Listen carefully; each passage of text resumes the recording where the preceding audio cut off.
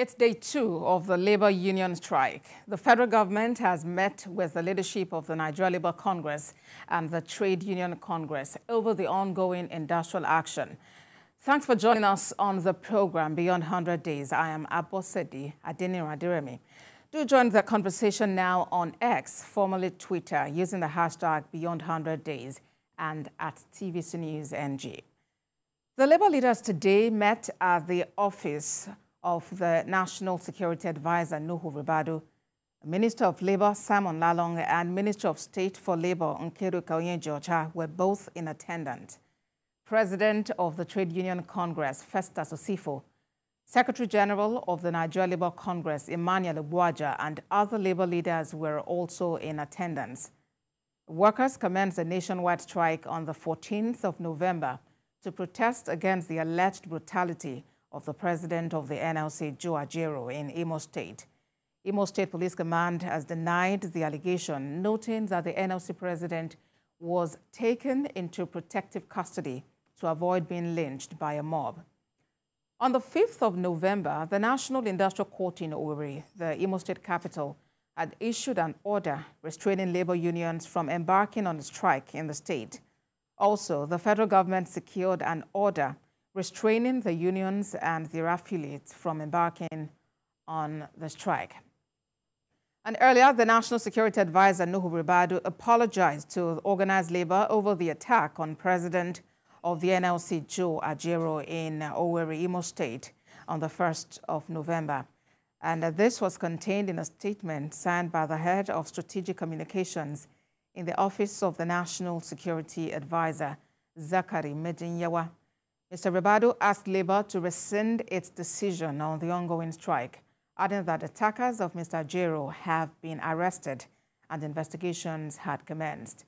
The NSA added that the federal government regrets the incidents that happened in Imo State and condemns it in its entirety, noting that it was against the rule of law and the principles of freedom and association and expression subscribed to by President Tinubu and his administration. For more on this development, National Assembly correspondent Joke Adisa joins me on the program. Joke, it is day 2 of the labor union strike. Give us an update on the development. Well, it happened yesterday, we saw a repeat today.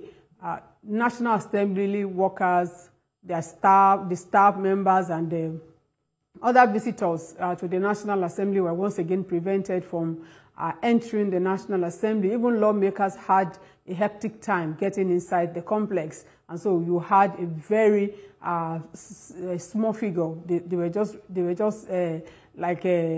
maybe 20, 30, they were able to enter into the National Assembly. I'm talking about the House of Reps members that were able to sit. And that was what informed their decision to come up with a motion to actually address this matter once and for all. We saw the Deputy Speaker come up with that motion to ensure that they intervene and they are able to put an end to the strike. We saw so many workers who were stranded at the gates of the National Assembly. All entrances to the National Assembly were blocked. The Parliamentary Staff Association of Nigeria said it was determined to ensure that the strike called by NLC and the TUC was very, very effective. And I can tell you indeed that, yes, that strike in that part of the Abuja was very, very effective compared to what we saw at the Federal Secretariat. At the Federal Secretariat, where you have many ministries and workers, you even rarely know that there was any strike in town. People came in freely and transacted whatever they needed to transact and went off. So it was just like a regular day full of activities and all that. But at the National Assembly, it was different. The association that PASAN ensured that the strike was very, very effective, and that forced the management of the National Assembly to a meeting with the leadership of PASAN. And so they said they will have to get back to NLC and TUC, which called the strike ab initio. So that is where we are. So the House of Representatives in particular is hoping that its intervention, that they are supposed to meet with the leadership of NLC along with the leadership of the Senate to ensure, to see that they come in and they are able to arrest the strike. But what have you been able to gather from people about their perception and reaction to the strike that has been called by organized labor? Well, usually, you know that when issues like this happen, people have different opinions. People are usually divided. It's usually a bag of mixed feelings. You have some people say, oh, what NLC and TUC did was right. And some others will tell you that no, that they were holding the country to ransom because of an individual. And so that's even manifested on the floor of the House, where we saw many members of the House of Representatives castigating organized labor for putting Nigerians into this trouble. Banks are not working.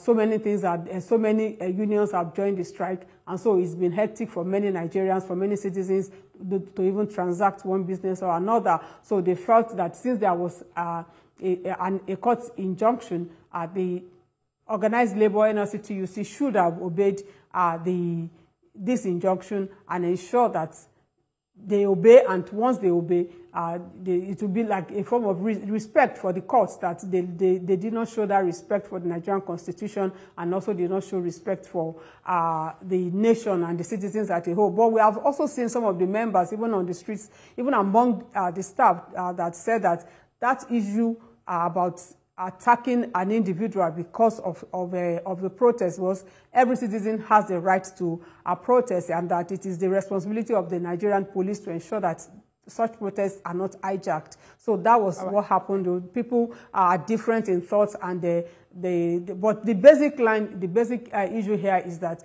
they are hoping that this situation will come to an end, so that life can return to normal for most people.